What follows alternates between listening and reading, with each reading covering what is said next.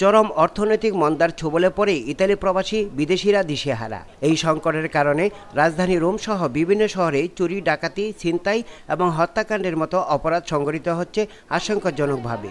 ইতালীয় পুলিশ এসব অপরাধ নিয়ন্ত্রণে ব্যর্থ হচ্ছে। তারই ধারাবাহিকতায় গত 6 জানুয়ারি রোমের তর্পিনিতারায় দুর্বৃত্তের গুলিতে নিহত হয় চীনা নাগরিক জোয়ান ও তার 10 মাস বয়সী শিশু জে।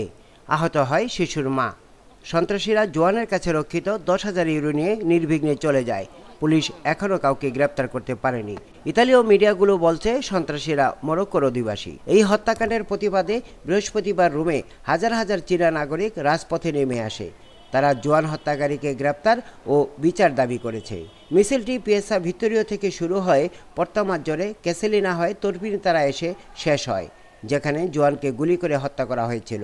মিছিলে ধূমকেতুর নুরে আলম সিদ্দিকী বাচ্চু, রোম ক্যাপিটালের কনসুলতা হোসনে আরা বেগম, আবুল কালাম, এনামুল হোসেন অশ্রুসহ বাংলাদেশি কমিউনিটির নেতারাও অংশগ্রহণ করেন। শেষে মোমের আলো জ্বালিয়ে নিহতদের প্রতি শ্রদ্ধা জানানো হয়। Hasan Mahmud, ATN Bangla, Rome, Italy.